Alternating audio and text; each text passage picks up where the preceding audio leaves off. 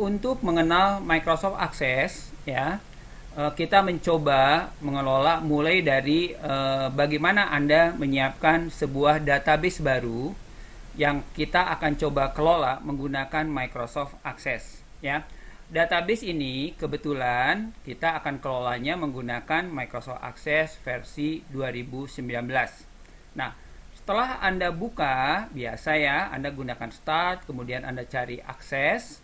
Ketika terbuka, kira-kira bentuk tampilannya seperti ini. Ini bentuk tampilan Microsoft Access, ya, yang pada umumnya baik versi 2019 ataupun versi yang sebelumnya, ya, itu tampilannya tidak jauh berbeda. Kalau Anda perhatikan interface daripada Microsoft Access ketika pertama kali dibuka, tampilannya sebagai berikut. Di sebelah kiri itu ada semacam navigation pane yang ada 3 pilihan, Home, kemudian New, kemudian Open, ya. Nah, tampilan pertama ketika dibuka adalah Home. Di sana akan disediakan alternatif apakah Anda mau menyiapkan database baru, ya, di sini New, dengan berbagai tampilan yang disediakan. Kebetulan tampilan yang disediakan ada blank database, ada contoh template asset tracking, ada template membuat database contact, ada template membuat database student, ya. Nah, tetapi kalau ternyata Anda membutuhkan contoh template yang lebih banyak, Anda tinggal pilih more template. Tentunya harus terkoneksi ke internet untuk mencari berbagai template yang jumlahnya cukup banyak, gitu kan, sesuai dengan kebutuhan. Tapi bisa saja Anda kebetulan sudah membuat database sebelumnya. Kalau Anda sudah membuat database sebelumnya, biasanya di area recent akan ditampilkan deretan database yang pernah dibuat sebelumnya. Nah, Anda sekalian bisa memilih database mana yang akan Anda lanjutkan untuk diedit. Karena pada dasarnya, ketika Anda membuat sebuah database itu relatif terdiri dari beberapa tabel, ya. Contohnya kalau Anda membuat database penjualan, ya, mungkin saja tabelnya ada tabel data customer atau tabel pelanggan, atau mungkin juga ada di dalamnya ada tabel barang, ya, atau produk. Kemudian ada data tabel supplier, ya. Kemudian ada tabel faktur penjualan misalkan, ya, atau juga ada detail faktur penjualan, ya, subformnya untuk subformnya, kira-kira seperti itu. Kemudian selain tabel, di dalam sebuah database bisa juga Anda membangun berbagai query di sana, di mana query ini bisa berupa penggabungan dari beberapa field, ya, penggabungan beberapa field yang diambil dari tabel yang berbeda-beda. Atau Anda membuat query untuk query calculate, misalnya saja membuat field untuk menghitung nilai dibayar, untuk menghitung diskon penjualan, untuk menghitung tanggal jatuh tempo, untuk menghitung bonus penjualan dan lain-lain. Itu query-nya. Kemudian Anda juga di dalam sebuah database bisa juga merancang formnya untuk memudahkan penginputan data. Untuk memudahkan menginput data pelanggan, Anda rancangkan form yang menarik, yang mudah, ya, untuk dipakai oleh pengguna untuk menginputkan data pelanggan dengan tampilan yang menarik, dengan navigasi yang memudahkan untuk penginputan data pelanggan, ya.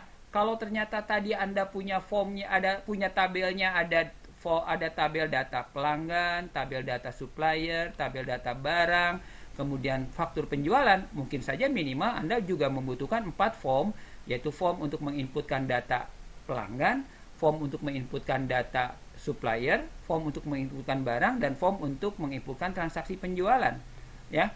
Kemudian selain form, Anda juga nanti bisa merancang reportnya, apakah untuk dicetak ke printer ataupun hanya sekedar untuk di preview di layar, melihat report yang biasanya dalam report itu bisa menampilkan juga hasil calculate daripada perhitungan daripada transaksinya yang bisa diambil dari query, ataupun Anda bisa membuat report yang memang sesuai dengan kebutuhan atau permintaan perusahaan, ya, kira-kira seperti itu. Jadi dalam sebuah database, ya, database A misalnya saja, itu bisa terdiri dari beberapa tabel, bisa terdiri dari beberapa query, bisa terdiri dari beberapa form, bisa terdiri dari beberapa report, dan juga bisa terdiri dari beberapa modul, gitu kan, kira seperti itu. Nah, dan biasanya pengerjaan sebuah database yang jumlahnya seperti tadi, itu tidak mungkin sekali buat kemudian selesai.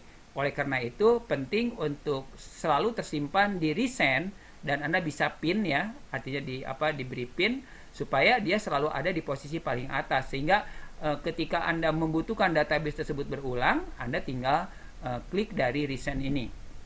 Ya. Atau kalau ternyata tidak ada dalam pin, Anda bisa pilih more database di sini. Anda pilih more database untuk mencari di lokasi folder atau drive tertentu. Atau bisa juga selain dari tab home, Anda masuk ke tab new. Dari tab new, kemudian Anda pilih template yang Anda inginkan. Cukup banyak kan templatenya, ada asset tracking, ada context, student, event management, test management, kemudian ada call tracker, customer service, home inventory, inventory atau persediaan, time card, dan lainnya cukup banyak ya.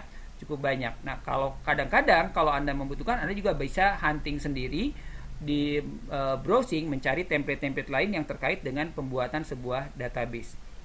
Nah, kemudian Anda juga bisa memilih open, kemudian Anda cari, tentukan lokasi menyimpannya di mana dengan menggunakan browse ya. Tapi kalau misalkan sudah jelas di lokasinya tersimpan di PC desktop Anda atau di notebook Anda dapat pilih this PC. Tapi kalau ternyata Anda kebetulan sudah login, karena pada umumnya kalau Anda menggunakan grupnya Microsoft Office, disarankan Anda dapat sign in ya menggunakan alamat email yang memang biasanya akan lebih optimal kalau Anda menggunakan alamat email berbasis Microsoft seperti live.com, outlook.com, atau misalnya saja hotmail.com gitu kan. Dengan menggunakan login menggunakan alamat email yang disediakan oleh Microsoft atau grupnya Microsoft tadi live.com, outlook.com, kemudian juga hotmail.com, Anda akan diberi gratis free untuk menyimpan datanya di cloud storage gitu ya. Kalau nggak salah 5 giga ya, kalau nggak salah 5 giga, sehingga dengan cara disimpan di cloud storage yang disediakan oleh Microsoft Office, Anda tidak usah tergantung untuk menyimpan datanya di komputer secara personal di tempat tertentu. Anda bisa simpan di cloud storage yang bisa diakses kapanpun ya, ketika Anda menggunakan Microsoft Office, khususnya Microsoft Access, menggunakan gadget atau menggunakan perangkat keras manapun gitu kan, kira seperti itu. Nah, biasanya kalau Anda sudah login menggunakan grupnya Microsoft tadi live.com, hotmail.com, kemudian juga outlook.com, maka Anda akan masuk ke OneDrive Personal di sini, OneDrive Personal ya. Nah, Anda tinggal pilih ya untuk bisa mengakses dan menyimpan semua format database yang Anda buat. Tentunya ini harus terkoneksi dengan internet. Nah, karena kebetulan kita akan menyiapkan dokumen baru, tentunya Anda pilih new, sementara kita mengambil contoh membuat database baru ya, yang betul-betul dari kosong. Anda pilih blank database. Nah, ketika dipilih blank database, yang pertama-tama ditanyakan adalah Anda mau memberi nama apa database tersebut. Kemudian database tersebut itu mau disimpan di lokasi mana, di partisi mana, kemudian di folder mana. Jadi berbeda dengan aplikasi Office lainnya seperti Microsoft Word, Excel, PowerPoint. Anda bisa bekerja dulu baru disimpan belakangan dan diberi nama belakangan. Tapi kalau menggunakan aplikasi database seperti Microsoft Access, maka ketika Anda mulai mau menggunakan, Anda sudah mendefinisikan namanya dulu, ya. Karena proses penyimpanannya biasanya dilakukan secara otomatis untuk menambah record tanpa harus di-save pun dia akan tersimpan dengan sendirinya. Oleh karena itu, pendefinisian nama database itu harus dari depan, dari awal gitu kan. Nah, saya ambil contoh misalkan saja saya mau membuat database, saya beri nama misalkan saja handphone gitu ya. Saya mau membuat database untuk pengelolaan penyimpanan transaksi penjualan handphone misalkan saja. Mulai dari mendefinisikan nanti tabel data pelanggan pembeli handphone, kemudian nanti produk barang-barang elektronik termasuk handphone dan aksesorisnya, kemudian supplier handphonenya, kemudian juga transaksi faktur penjualan untuk penjualan handphonenya, ya. Nah, pada umumnya penjualan elektronik seperti handphone itu data customer dibutuhkan, data pelanggan dibutuhkan. Kenapa? karena butuh disimpan, ya, untuk klaim kalau ada kerusakan, klaim garansi. Itu kan biasanya kalau Anda beli handphone kan selalu diminta namanya, nama, alamat, kemudian nomor HP dan lain-lain. Itu untuk bukti bahwa Anda sebagai pembeli resmi dari produk handphonenya, kira-kira seperti itu. Nah, kemudian lokasinya mau di mana? Lokasinya Anda browse dari sini. Ya, browse locationnya. Idealnya Anda menyimpannya itu jangan di drive C, tapi simpan di partisi yang biasa dipakai untuk menyimpan data, apakah di D atau di E ataupun di lokasi manapun. Nah, untuk contoh sementara, saya simpan di desktop dulu untuk sementara. Ya, nanti saya pindahkan. Kemudian nama database-nya handphone. Save as type-nya, ini adalah format penyimpanan datanya, itu menggunakan format akses yang paling akhir, default-nya, yaitu Microsoft Access 2007-2016. 2007 sampai dengan 2016, ini format database-nya. Nah, format yang database-nya Access 2007 sampai 2016 itu extension-nya belakangnya adalah ACCDB. Nah, kalau format di bawah itu 2003 dan ke sebelumnya database-nya formatnya adalah MDB. Ya. Tetapi nanti kalau memang database ini mau diolah lebih lanjut memakai bahasa pemrograman semacam visualbasic.net misalnya saja, itu mau format ACCDB atau format MDB juga tidak menjadi masalah. Biarkan kita menggunakan format terakhir. Kemudian lokasinya saya simpan di tempat yang sudah Anda tentukan, ya. Kemudian saya misalkan di sini. Oke, ya. Oke. Kemudian saya klik OK. Dengan diklik OK, maka di sini nama database-nya handphone .accdb, ya, extension-nya, lokasinya di drive E, ya, kebetulan di desktop 2020. Anda tinggal klik tombol create. Nah, ketika diklik tombol create, tunggu, maka sekarang di atas tertulis nama database-nya, lokasinya, ya, dan lokasi penyimpanannya. Kita lihat dulu interface daripada Microsoft Access. Interface daripada Microsoft Access relatif sama dengan aplikasi-aplikasi buatan Microsoft Office yang lain. Di atas di sini ada tombol save untuk menyimpan. Di bawahnya ada baris menu, ada file, home, kemudian create, external, database, help, ya, field dan tabel, ya. Kemudian di bawah masing-masing tab menu ini, ya, ada ribbon. Ribbon ini mewakili tab menunya. Jadi kalau sedang memilih home, ya ini ribbon untuk home, memilih create, ini ribbon atau ribbon untuk tab create. Masing-masing ribbon atau pita ini punya grup-grup tombol perintah. Ya, kalau di tab home ada grup view, ada grup clipboard, ada grup sort and filter, ada grup record. Ya, masing-masing grup tersebut untuk memudahkan pencarian tombol perintah sesuai dengan kebutuhan.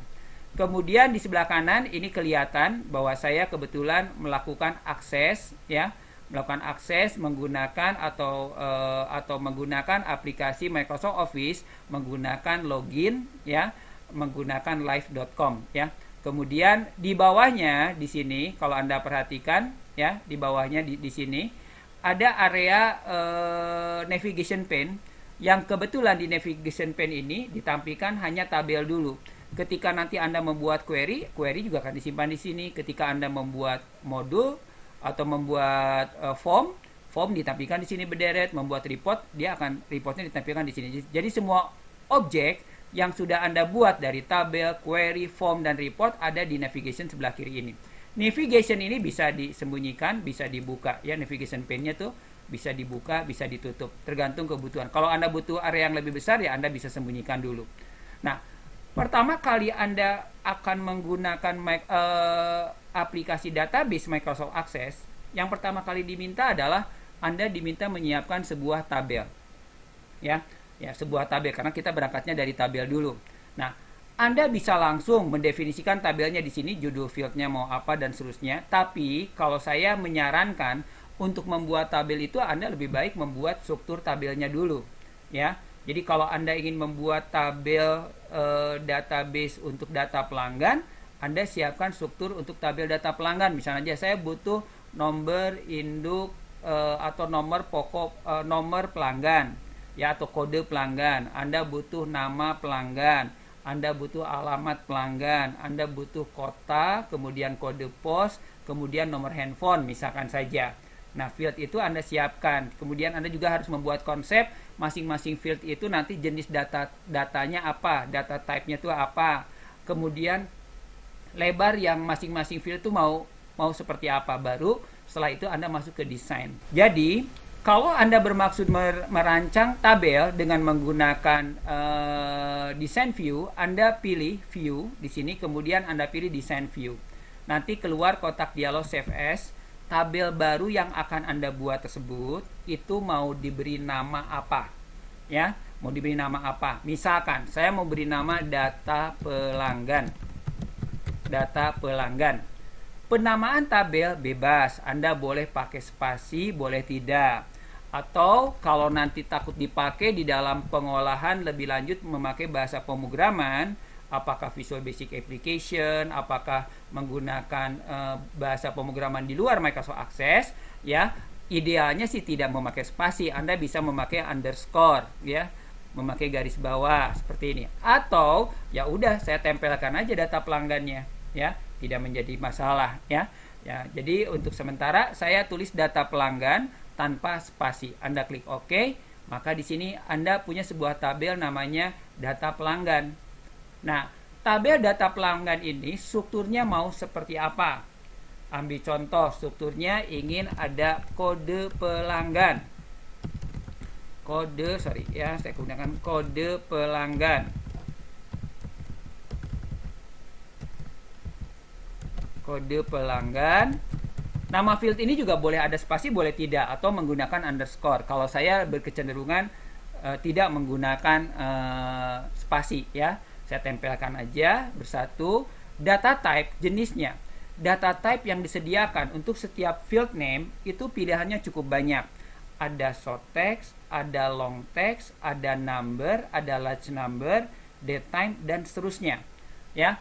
Nah, ada sedikit perbedaan antara versi 2010 ke atas dengan 2010 ke bawah. Kalau versi 2010 ke bawah, pilihannya bukan short text dan long text, tapi pilihannya teks dan memo. Tapi intinya sama, short text dipakai untuk data jenis teks yang relatif lebarnya 256 karakter lah, ya. Tapi kalau long text itu untuk yang jumlah lebarnya cukup banyak. Ambil contoh kalau misalnya saja buku di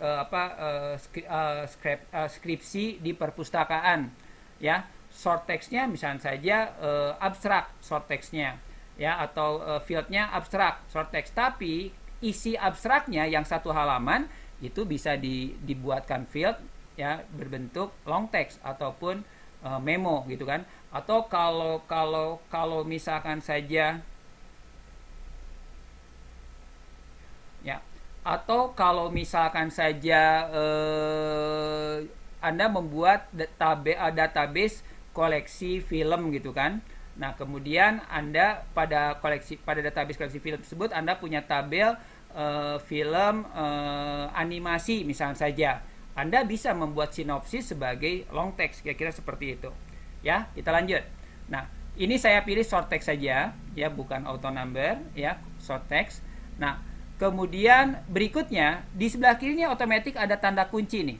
Tanda kunci ini adalah primary key yang ini. Ini menghilangkan dan menampilkan primary key.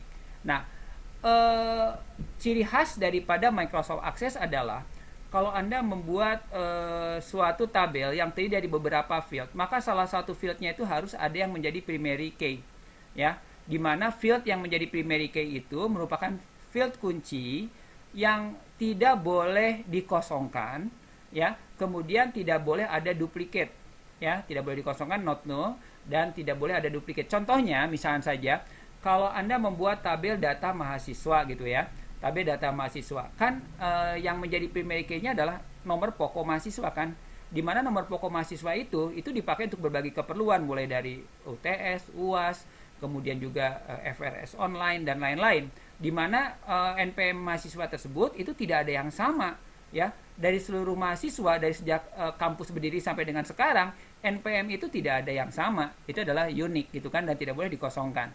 Nah, itu ciri primary key. Menghilangkan dan menampilkan primary key cukup memakai tombol ini. Berikutnya adalah yang penting Anda harus isikan adalah mengisi field properties. Pilihan field properties cukup banyak di sini ya, sesuai dengan kebutuhan. Tapi yang kita perhatikan dulu adalah field size atau width, lebar daripada daya tampung field tersebut. Kalau dirasakan bahwa Anda ini kan ditawarkan 255 kan lebar teksnya ya. Nah, kalau misalkan dirasakan bahwa ternyata kode pelanggan tersebut Anda hanya pakai 10 digit, ya udah Anda isi 10 saja. Kenapa harus 255? Kenapa? Karena kalau jumlah disediakan tempatnya 255 ya, kemudian jumlah record yang Anda kelola ada 1 juta record, itu kan akan memakan tempat di memori 255 dikalikan dengan byte karakter dikalikan dengan 1 juta record ya kan, sehingga memori yang terpakai bisa sekian megabyte, bisa sekian giga misalkan saja, kayak seperti itu kalau jumlah fieldnya cukup banyak. Jadi Anda optimalkan field size-nya atau width-nya sesuai dengan kebutuhan. Berikutnya saya lanjutkan dengan mengisi nama pelanggan misalkan. Oke, berikutnya alamat, kemudian kota, kemudian kode pos, kemudian telepon, misalkan saja telepon. Ini short text ya. Nah, pertama, kenapa kode pelanggan short text ya, tergantung kebutuhan. Kalau Anda berencana kode pelanggannya angka ya Anda boleh memilih number. Tapi kalau Anda mau kombinasi teks dengan angka, misalnya kode pelanggannya memakai P kemudian minus 2001 kan ada P-nya, berarti short text. Nama pelanggan pasti teks, lebarnya nggak usah 255, mungkin nama pelanggan paling panjang, nama pelanggan di sini paling panjang 50 karakter. Kemudian alamat takut cukup panjang, saya ketikkan 100. Kemudian kota juga mungkin 50 ya. Kemudian kode pos kota ini kota 50. Kemudian kode pos 5 atau 6 digit, kita siapkan 6 aja ya. Kemudian telepon, karena telepon walaupun itu angka, telepon kadang-kadang Anda memakai kurung, memakai strip atau minus gitu kan sebagai kode wilayah. Nah, oleh karena itu memakai tanda plus dan lain-lain, maka saya pakai short text juga. Lebarnya saya siapkan saja 50, takutnya Anda yang punya lebih dari 1 nomor. Nah, kalau sudah Anda simpan save. Ya, kalau sudah Anda simpan save. Anda simpan save. Nah, dengan cara seperti ini, maka database handphone itu sudah mempunyai sebuah tabel namanya data pelanggan. Nah, untuk berpindah dari tampilan design structure atau view design ke sheet view, Anda pindahkan ke data sheet view. Anda masuk ke sini, Anda tinggal isikan datanya di sini. Ya, kalau lebarnya kurang terlihat, ya, Anda bisa diperlebar sesuai dengan kebutuhan di sini. Ya, tinggal Anda perlebar. Kemudian Anda isikan. Perlu saya ingatkan bahwa kode pelanggan tidak boleh dikosongkan, jadi harus diisi duluan. Misalkan saja saya ketikkan P-01. Ini hanya contoh ya, saya sederhanakan. Nama pelanggannya Bambang, misalkan saja. Alamatnya Jalan Cemara 75, kotanya Bandung. Kemudian kode posnya 40163. Teleponnya 0812345523 misalkan ya, 56. Kalau sudah enter, turun ke bawah. Oke, kita lanjutkan dengan mengisi data yang kedua, record yang kedua. Heri, Jalan Anggrek 88, kemudian kotanya Cimahi misalkan saja. Kemudian 4012234 misalkan, nomor handphonenya bebas ya. Nomor handphonenya bebas, kira-kira seperti ini. Nah, kalau misalkan saja Anda secara tidak sengaja lupa tanpa mengisi kode pelanggan, langsung mengisi misalnya saja Riana gitu kan. Kemudian alamatnya Jalan Buah Batu misalkan saja 56. Kemudian kota Bandung ya 40923 misalkan saja ya. Ini fiktif ya nomornya. Nah, ketika Anda enter, keluar pesan tuh. bahwa you must enter a value in the data pelanggan kode pelanggan field. Artinya, Anda harus mendahulukan atau mengisi nilai pada field kode pelanggan. Jadi tidak boleh dikosongkan. Anda tidak bisa memaksakan untuk lanjut. Anda tinggal klik OK saja. Anda lengkapi kode pelanggan dengan kode pelanggan yang Anda inginkan seperti ini. Misalkan saja, baru setelah itu kalau di enter tuh kan dia sudah bisa dan Anda bisa lanjut ke field berikutnya. Atau juga teknisnya ada yang modelnya mengisi kode pelanggan dulu, baru mengisi kelengkapan nama pelanggan, alamat, dan seterusnya. Tetapi itu kan tidak wajar. Biasanya pengisian record itu mulai dari field primary key dulu, kemudian dilanjutkan ke field-field yang lain. Berpindah record bisa menggunakan klik, bisa menggunakan mouse, bisa menggunakan tab kita untuk berpindah recordnya. Ya, misalkan saya lanjutkan, Demis 04, kemudian Kurnia Jaya, kemudian alamatnya Setiabudi, misalkan saja 45, kemudian di sini Bandung juga, kemudian 40674 misalkan nomor teleponnya sini bebas gitu ya. Nah, kalau sudah selesai Anda mengisikan melengkapi sebuah tabel data pelanggan, jumlah record pada tabel data pelanggan ini bisa unlimited tergantung media penyimpanan di komputer Anda gitu kan. Jadi Anda tidak usah takut jumlah recordnya terbatas gitu kan. Jadi Anda bisa unlimited gitu kan, tergantung media penyimpanannya. Anda kalau sebenarnya setiap Anda menginputkan data secara otomatis dia akan auto save gitu kan. Tapi kalau Anda punya keraguan, Anda bisa save untuk menyimpan data terakhir yang Anda save. Nah, kalau sudah selesai tabel ini mau ditutup, di sini ada data pelanggan ini mau ditutup, Anda gunakan klik kanan mouse close. Dia menutup seperti ini. Punya sebuah tabel namanya tabel data pelanggan. Kalau Anda butuh buka kembali, Anda tinggal klik 2 kali di sini. Ini membukanya. Atau bisa juga close-nya memakai tombol X yang paling kanan ini, close data pelanggan, dia tertutup seperti ini. Nah, tapi kalau Anda mau merancang kembali, mau menata ulang structure atau struktur daripada tabel data pelanggan, Anda gunakan klik kanan mouse, kemudian Anda gunakan di sini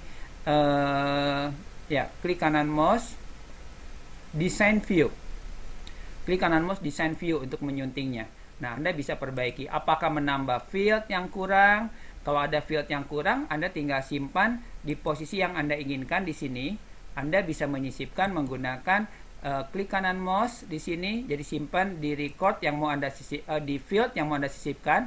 Klik kanan mouse, Anda pilih Insert Row.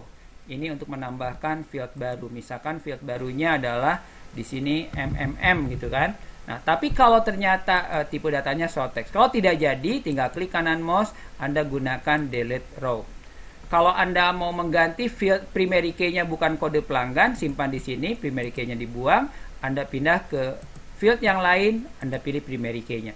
Jadi primary key itu tidak harus di record yang paling di field yang paling atas, tergantung Anda mendefinisikan daripada field name-nya. Nah, kalau sudah, Anda jangan lupa simpan ulang. Nah, untuk kembali ke tampilan datasheet view, Anda tinggal pilih view datasheet view. Ini kira-kira tampilan database yang sudah tampilan tabel yang sudah Anda buat. Nah, tabel yang sudah Anda buat ini, kalau Anda perhatikan ketika Anda sedang mengisi tabel, otomatis Anda punya contextual tab, table tools, yaitu yang berisi field dan tabel di sini, field dan tabel. Field ini terkait dengan pengaturan mengganti untuk menambah field name baru. Anda bisa menggunakan add and delete gitu kan di sini. Nanti kita bahas secara detail. Kemudian tabel ini terkait dengan bagaimana Anda mengelola tabel, membuat relasi tabel dan lain-lain. Tapi kalau Anda hanya sekedar mau mengatur tampilan, di tab home di sebelah kanan ada text formatting. Nah, cuma text formatting ini berlaku bukan pada satu, kalau di Microsoft Word Anda blok dulu, Anda format teksnya, maka dia berlaku formatnya pada area yang Anda blok saja. Kalau di Microsoft Excel Anda mau mengatur format tampilan, Anda sorot atau blok ring-nya, terdiri dari beberapa sel, beberapa baris ya, beberapa kolom, beberapa baris gitu ya, ring-nya, baru Anda format, dia berlaku pada ring yang Anda sorot. Ya, begitu juga di PowerPoint, Anda pilih objeknya, Anda format. Tapi kalau di Microsoft Access, format itu berlaku pada seluruh konten teks yang ada dalam tabel tersebut. Jadi tidak bisa Anda hanya mau menformat baris 3 saja, atau mau menformat kolom nama pelanggan saja. Tidak bisa seperti itu. Saya ambil contoh, misalkan saya mau mengganti teks formatnya dengan pilihan, misalkan saja biar kelihatan, saya pilih misalkan saja formatnya impact misalkan saja. Nah, impact ini berlaku pada seluruh record, ya, seluruh record dan seluruh field, ya kan, tidak bisa satu-satu. Ya, kemudian kalau saya ganti jenis hurufnya menjadi 12, dia berlaku juga keseluruhan. Kalau saya pilih warna merah, dia juga berlaku keseluruhan. Kira-kira seperti itu juga. Bold, kemudian italic, kemudian garis bawah, dia berlaku seluruh record pada tabel yang bersangkutan. Ya, oke, saya kembalikan ke pilihan Arial. Misalkan kemudian jenis hurufnya saya pilih 10, kemudian tanpa italic, tanpa underline, tapi saya pilih bold, kemudian warnanya saya pilih misalkan coklat tua, misalkan seperti ini. Ya, ukuran fontnya lebih besar sedikit, misalkan 11 seperti ini. Ya, ini pengaturan format, ya, mulai dari memilih jenis huruf, font, mengatur ukuran huruf, ya, font size, bold, cetak tebal, miring, italic, underline, garis bawah, memberi warna huruf, ya, termasuk kalau Anda bermaksud memberi warna background daripada tabel, Anda gunakan ini. Ini untuk memilih warna background daripada tabel. Jadi berlaku pada seluruh tabelnya tanpa memilih area tertentu. Ya. Nah, defaultnya ketika Anda mengetikkan atau mengatur warna background, fill color atau background color, antar record ini diberi warna yang berbeda. Defaultnya, ya, diberi warna yang berbeda. Kenapa? Karena di sini di pilihan ini, di pilihan alternate row color, ini adalah ada pilihan untuk membedakan warna yang berbeda antara antara baris genap dan ganjil, ya, antara baris genap dan ganjil, gitu kan. Jadi kalau misalkan saya pilih warna biru, maka warna biru ini, biru muda ini berlaku pada alternate row color di sini. Nah, kalau misalkan saja saya tidak mau memakai alternate row color, Anda pilih di sini no color. Kalau no color berarti tanpa diberi warna yang berbeda setiap baris. Tujuannya kalau dalam suatu tabel yang cukup banyak itu untuk memudahkan, karena kan mungkin saja fieldnya panjang ke kanan. Nah, kalau fieldnya panjang ke kanan kan untuk memudahkan, untuk membedakan antara satu baris dengan baris yang lain, itu Anda bisa menggunakan alternate row color, gitu kan? Alternate row color. Ini saya tampilkan kembali alternate row colornya. Misalkan sehingga kelihatan seperti ini. Ini adalah alternate row color. Oke. Ini alternate row color. Bentar ya, saya ambil yang warna yang biar kelihatan sedikit berbeda. Nah, seperti ini. Ini alternate row color, ya. Nah, kemudian Anda juga di sini dapat mengatur perataan, ya, line left, center, kemudian line right. Nah, pengaturan perataan juga berlaku pada seluruh kolom. Jadi Anda tinggal simpan saja di kolom mana yang mau diatur perataannya, ya. Left alignment, rapat kiri, center, kemudian rapat kanan. Ya, ini saya kembalikan ke rapat kiri. Misalnya saja untuk kode pelanggan saya ingin center, saya pilih center seperti ini. Kemudian kode pos ingin rapat kanan karena angka, rapat kanan. Telepon ingin rapat kanan, saya pilih rapat kanan. Seperti ini. Ini mengatur perataan. Kemudian berikutnya, bagaimana kalau Anda ingin mengatur garis bantu, ya, Anda ingin mengatur garis bantu. Nah, kalau Anda ingin mengatur garis, ya, grid line, garis bantu, kalau Anda ingin mengatur garis bantu atau grid line, Anda pilihannya di sini. Kalau dipilih grid line both berarti ada garis bantu yang membatasi row dan kolom, ya. Tapi kalau Anda pilih horizontal berarti hanya garis mendatar saja. Kalau vertikal hanya vertikal saja, itu tipis kelihatannya tanpa garis horizontal. Kalau Anda pilih none, ya berarti tanpa memakai garis baik vertikal maupun horizontal. Ya, saya gunakan grid both lagi.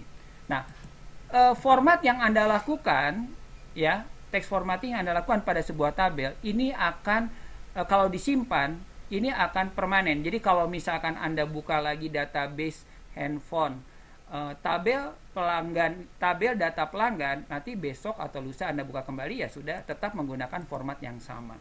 Jadi saya save supaya tersimpan. Nah, itu kira-kira contoh bagaimana Anda mengenal database Microsoft Access, kemudian contoh mencoba membuat sebuah tabel sederhana dan mengatur sedikit tampilan format tabelnya, ya.